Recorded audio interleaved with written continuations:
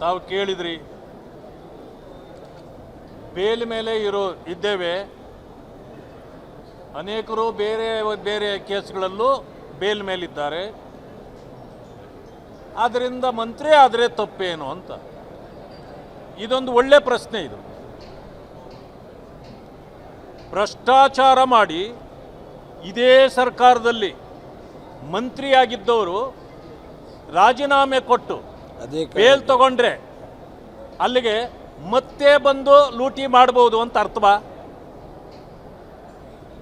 ಯಾವುದಾದ್ರೂ ಕಾನೂನು ಈ ಕ್ರಮ ನಡೀತಾ ಇದೆ, ಈ ಮಧ್ಯದಲ್ಲಿ ಯಾವುದಾದ್ರೂ ಕೋರ್ಟಿಂದ ನಿಮಗೆ ಕ್ಲೀನ್ ಚಿಟ್ ಸಿಕ್ಕಿದೆಯಾ?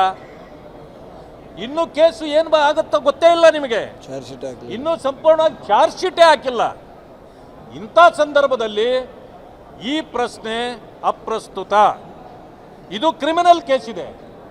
ಇದು ಹೇಗಿದೆ ನ್ಯಾಯ ಅಂದರೆ, ಅರೆ ನಾನು ಕಳ್ಳತನ ಮಾಡಿದ್ದು ನಿಜ, ಸಿಕ್ಕಾಕೊಂಡಿದ್ದು ನಿಜ, ಕೇಸ್ ಹಾಕಿದಾಗ ಕೋರ್ಟ್ಗೆ ಹೋದೆ ಅಂದಮೇಲೆ ಕೋರ್ಟು ಸ್ಟೇ ಕೊಟ್ಬಿಟ್ಟಿದೆ, ಬೇಲ್ ಮೇಲೆ ಇದ್ದೀನಿ ಅಂದಮೇಲೆ ತಿರುಗಿ ನಾನು ಕಳ್ಳತನಕ್ಕೆ ಹೋಗ್ಬೋದು ಅನ್ನೋ ಮಾತಿದು. ಇದನ್ನು ನಾವು ಒಪ್ಪಲಿಕ್ಕಾಗೋದಿಲ್ಲ. ಇದು ಯಾಕೆ ಒಂದನ್ನು ತಿಳ್ಕೊಳ್ಬೇಕು.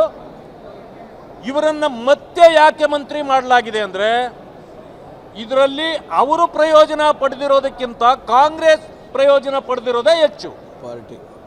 ಕಾಂಗ್ರೆಸ್ ಪಕ್ಷ ಚುನಾವಣೆಗಳಿಗೆ ಹಣ ಕೊಡಲಾಗಿದೆ ಬೇರೆ ಬೇರೆ ಖಾತೆಗಳಿಂದ. ನೋಡ್ರಿ, ಈ ಕಾಂಗ್ರೆಸ್ ಸರ್ಕಾರ ಖಜಾನೆ ಒಳಗೆ ಕೈ ಹಾಕಿಬಿಟ್ಟಿದೆಯಲ್ರಿ. ಇದು ಇವತ್ತು ನಡೀತಾ ಇರೋದು. ಅದಕ್ಕೆ ಹೇಗಾದರೂ ಮಾಡಿ ಕಾಂಗ್ರೆಸ್ನವರ ಹೆಸರುಗಳನ್ನು ನೀವು ಹೇಳಬೇಡಿ, ನಿಮ್ಮ ರಕ್ಷಣೆ ನಾವು ಮಾಡ್ತೀವಿ. ಇದೇ ಗಿವ್ ಅಂಡ್ ಟೇಕ್ ಇದೆಯಲ್ಲ, ಅದು ಇದು. ಆ ಕಾರಣದಿಂದ ಇವತ್ತು ನಾವು ಅರ್ಥ ಮಾಡ್ಕೊಳ್ಬೇಕು, ಯಾವುದೇ ಕಾರಣಕ್ಕೆ ಅವರು ಇದರಲ್ಲಿ ಮುಂದುವರಿಯಬಾರದು. ಯಾಕೆಂದರೆ ಸಾಕ್ಷಿಗಳನ್ನು ನಾಶ ಮಾಡಲಿಕ್ಕೆ ಹೊರಟಿದ್ದಾರೆ. ಜೊತೆಗೆ ಕೋರ್ಟಿನ ಆದೇಶವನ್ನು ಉಲ್ಲಂಘಿಸಿ ಇವರು 2 ಬಾರಿ ದೆಹಲಿಗೆ ಹೋಗಿದ್ದಾರೆ.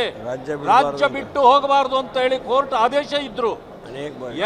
ಅನೇಕ ಬಾರಿ ದೆಹಲಿಗೆ ಹೋಗಿದ್ದಾರೆ ಅನ್ನೋದು ಕೂಡ ಈಗಾಗಲೇ ಸೋಷಿಯಲ್ ಮೀಡಿಯಾಗಳಲ್ಲಿ ಹರಿದಾಡ್ತಿದೆ. ಅಂದರೆ ಕೋರ್ಟಿನ ಆದೇಶಕ್ಕೂ ಬೆಲೆ ಇಲ್ಲ ಇವ್ರ ಹತ್ರ.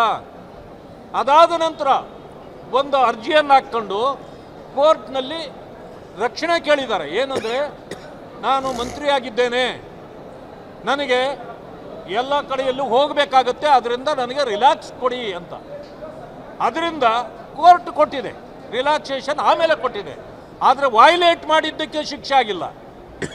ಅದರ ಮಧ್ಯದಲ್ಲಿ ಈಗ ನಾನು ಹೇಳೋದು ಅಂದರೆ, ನೀವು ಮಂತ್ರಿ ಆಗಿದ್ದರಿಂದ ನೀವು ಕಾರ್ಯನಿಮಿತ್ತ ಹೊರಗಡೆ ಹೋಗಬೇಕು ಅಂತೇಳಿ ಕೋರ್ಟ್ ಒಪ್ಪಬೇಕಾದ್ರೆ ನೀವು ಮಂತ್ರಿಗಿರಿಯ ರಕ್ಷಣೆ ಪಡ್ಕೊಂಡ್ರಿ.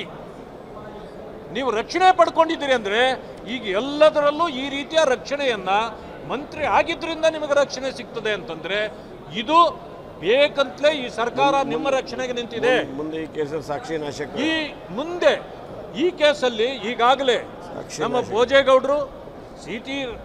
ರವಿಯವರು ಹೇಳಿದ ರೀತಿಯಲ್ಲಿ ಈ ಸಾಕ್ಷಿ ನಾಶ ಮಾಡಿ ನಿಮ್ಮ ರಕ್ಷಣೆ ಮಾಡಲಿಕ್ಕೆ ನೀವು ಮುಂದಾಗಿದ್ದೀರಿ.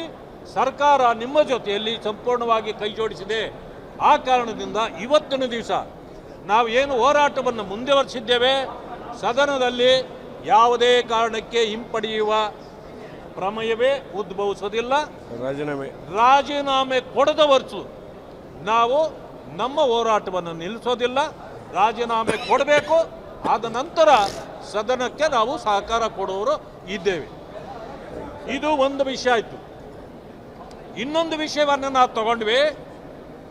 ಸರ್ಕಾರವೇ ಮೈನಾರಿಟಿ ಅಂದರೆ ಕ್ರೈಸ್ತ ಕುಟುಂಬದ 3 ಕಾಡಿನೊಳಗೆ ಹೋಗಿದ್ರು ಅನ್ನೋ ಕಾರಣಕ್ಕೆ ಅವರನ್ನು ಗುಂಡಿಕ್ಕಿ ಕೊಲ್ಲಲಾಗಿದೆ. ಇದು ಸರ್ಕಾರವೇ ಮಾಡಿರ್ತಕ್ಕಂಥ ಕೊಲೆ. ಸರ್ಕಾರವೇ ಮಾಡಿ ಇವತ್ತು ಅದನ್ನು ತಾಲೂಕ್ ಮ್ಯಾಜಿಸ್ಟ್ರೇಟ್ರಿಂದ ತನಿಖೆ ಮಾಡಿ ಅಂತ ಹೇಳಿದ್ದಾರೆ. ಅಂದ್ರೆ ದಾರಿ ತಪ್ಪಿಸುವ ಕೆಲಸವನ್ನು ಮಾಡ್ತಿದ್ದಾರೆ. ನಾವು ಇದನ್ನು ಜುಡಿಷಿಯಲ್ ಎನ್ಕ್ವೈರಿ ಕೊಡಬೇಕು ಅಂತೇಳಿ ಈಗಾಗಲೇ ಹೇಳಿದ್ದೇವೆ. ಸದನದಲ್ಲಿ ಸಭಾಪತಿಗಳು ನಮಗೆ ವಾಗ್ದಾನ ಮಾಡಿದ್ದಾರೆ. ಈಗ ಬಂದ ಮೇಲೆ 1 ಕೋಟಿ ರೂಪಾಯಿ ಒಬ್ಬೊಬ್ಬರಿಗೂ 3 ಜನರಿಗೆ 1 ಕೋಟಿ ರೂಪಾಯಿ ಕೊಡಬೇಕು. ಅವ್ರ ಮನೆಯಲ್ಲಿ ಇರ್ತಕ್ಕಂಥ ಯುವಕರಿಗೆ ಕೆಲಸ ಕೊಡಬೇಕು. ಜೊತೆಗೆ ಯಾರು ಈ ಅಧಿಕಾರಿಗಳಿದ್ದಾರೆ ಅವ್ರ ಮೇಲೆ ಈಗಾಗಲೇ FIR ಆಗಿದೆ. ತಕ್ಷಣ ಅವರೆಲ್ಲರನ್ನು ಬಂಧಿಸಬೇಕು. ಆ ಕುಟುಂಬಕ್ಕೆ ನ್ಯಾಯ ಕೊಡಿಸ್ಬೇಕು ಅಂತಕ್ಕಂಥದ್ದನ್ನು ಮಾಡಿ. ಮಾತೆತ್ತಿದ್ರೆ ಮೈನಾರಿಟಿ ಅಂತ ಮಾತಾಡ್ತಕ್ಕಂಥ ಸರ್ಕಾರ ಇದೇನಾ ನೀವು ಮೈನಾರಿಟಿಯವರಿಗೆ ಕೊಡ್ತಕ್ಕಂಥ ಗೌರವ, ರಕ್ಷಣೆ? ಮನುಷ್ಯನ ಜೀವಕ್ಕೆ ಈ ಎಲ್ಲ ಕಾರಣಗಳಿಂದ ನಾವು ಯಾವುದೇ ಕಾರಣಕ್ಕೂ ಈ ನಮ್ಮ ಹೋರಾಟವನ್ನು ನಿಲ್ಲಿಸೋದಿಲ್ಲ. ಸರ್ಕಾರ ಏನಾದರೂ ಅವ್ರಿಗೆ ನ್ಯಾಯ ಕೊಡೋದರಲ್ಲಿ ಹಿಂದೆ ಮುಂದೆ ಮಾಡಿದರೆ ಅದನ್ನು ಹೋರಾಟ ಮಾಡ್ತೇವೆ, ಬಿಡೋದಿಲ್ಲ. ಈಗ ನಾಗೇಂದ್ರ ಅವರು ರಾಜೀನಾಮೆ ಕೊಡದ ಹೊರತು ನಾವು ನಮ್ಮ ಹೋರಾಟವನ್ನು ನಿಲ್ಲಿಸೋದಿಲ್ಲ. ಇದು ಸದನದ ಒಳಗೂ ಮತ್ತು ಹೊರಗೂ ಕೂಡ ಮುಂದುವರಿಯುತ್ತದೆ ಅಂತಕ್ಕಂಥ ಮಾತನ್ನು ಹೇಳಲಿಕ್ಕೆ ಬಯಸ್ತೇನೆ.